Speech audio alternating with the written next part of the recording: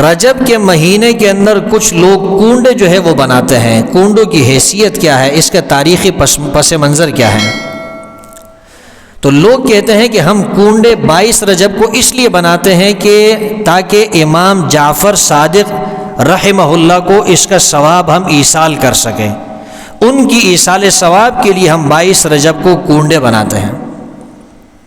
کیوں بھائی؟ کیا 22 رجب کو امام جعفر صادق رحمہ اللہ ان کی ولادت کی تاریخ ہے یا ان کی وفات کی تاریخ ہے؟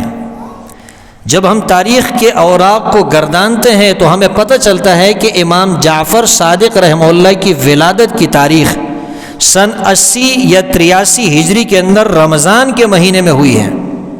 ولادت کون سے مہینے میں ہے؟ رمضان کے مہینے میں.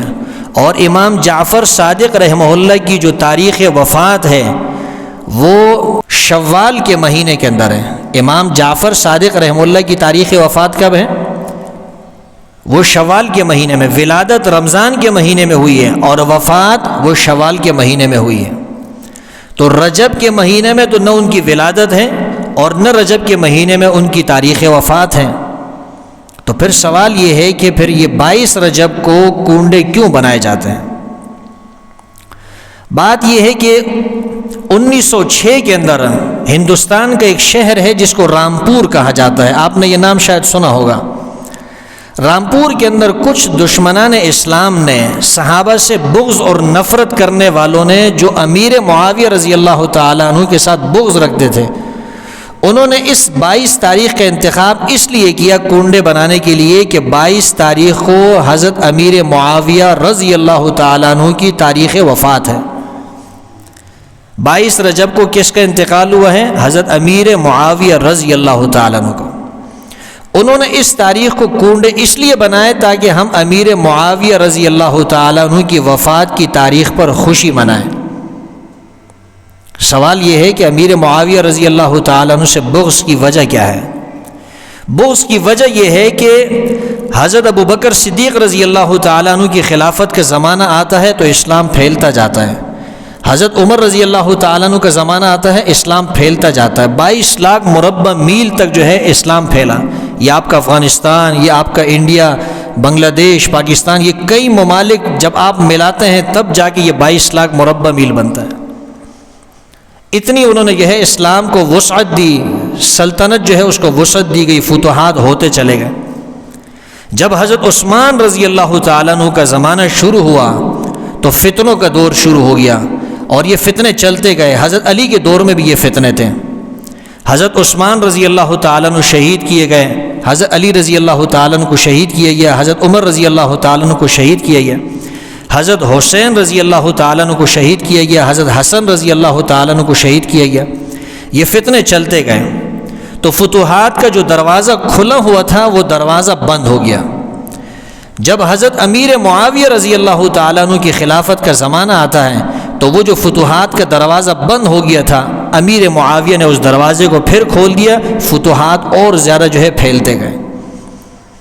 تو چونکہ دشمنان اسلام کو یہ فتوحات ہضم نہیں ہوئی، ان سے یہ چیز برداشت نہیں ہوئی، انہوں نے مسلمانوں کے دلوں کے اندر نفرت پیدا کرنے کے لیے، امیر معاویہ رضی اللہ تعالیٰ عنہ کی نفرت پیدا کرنے کے لیے انہوں نے 22 رجب کو کنڈے بنائے اور نام اس کو دیا امام جعفر صادق رحمہ اللہ کے ایصال ثواب کا.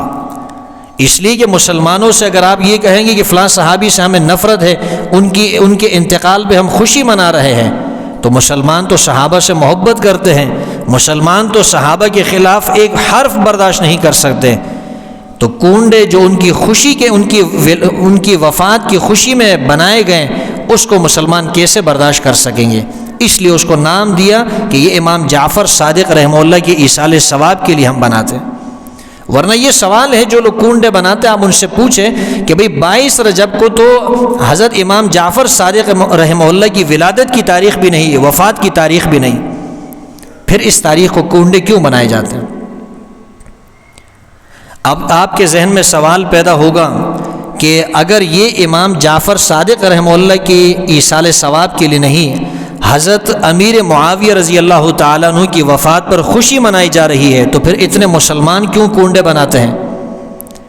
بات یہ ہے کہ اب مسلمانوں کے اندر چونکہ یہ چیز پیوست ہو گئی ہے، مسلمانوں کے اندر یہ چیز رائج ہو گئی ہے، مسلمان غیر دانستہ طور پہ انہوں نے اس کام کو شروع کر لیا ہے، اس لیے اب لوگ یہ نہیں سمجھتے، اب کھلے عام یہ شروع ہو گئے۔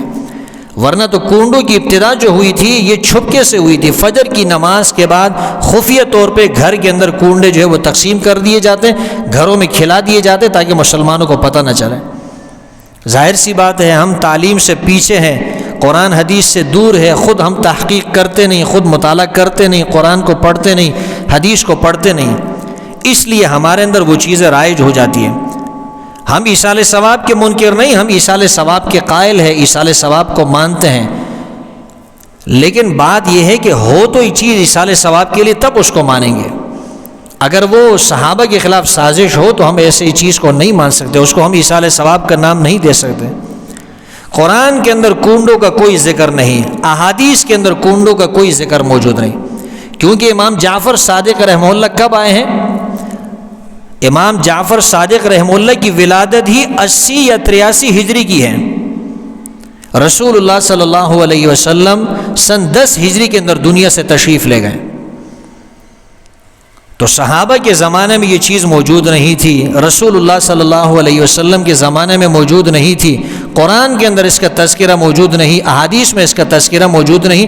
میں نے عرض کیا 1906 کو ہندوستان کے شہر رامپور کے اندر کچھ لوگوں نے جو صحابہ سے بغض رکھتے تھے، اسلام سے بغض رکھتے تھے، انہوں نے یہ چیز مسلمانوں کے اندر رائج کرنے کی کوشش کی۔ ایصال ثواب سے کوئی نہیں روکتا، آپ کسی اور مہینے میں پکائیں، اور کنڈے بنانا کوئی فرض تو نہیں ہے۔ اگر آپ نے ایصال ثواب کرنا ہے آپ بریانی بھی پکا سکتے ہیں، آپ نے ایصال ثواب کرنا ہے آپ کسی غریب یتیم مسکین اور بیوہ کو کپڑے بھی پہنا سکتے ہیں، آپ کسی گھر میں آٹا بھی دے سکتے ہیں، راشن بھی دے سکتے ہیں۔ کنڈے پکانا کوئی فرض تو نہیں ہے، کوئی واجب تو نہیں ہے، کوئی ضروری تو نہیں ایصال ثواب کے لیے۔ یہ چیزیں ہم نے خود ان کو ایجاد کی۔ اب ماشاءاللہ لوگ پڑھے لکھے ہیں، اب لوگ سمجھدار ہو گئے ہیں، تعلیم عام ہوتی جا رہی ہے، سوشل میڈیا کا دور ہے، لوگ سمجھتے جا رہے ہیں۔ یہی وجہ ہے کہ بہت سارے لوگ ان چیزوں سے پیچھے ہٹ رہے ہیں، کنڈوں سے اور اس قسم کی چیزوں سے لوگ پیچھے ہٹ رہے ہیں، ان کو لوگ چھوڑتے جا رہے ہیں۔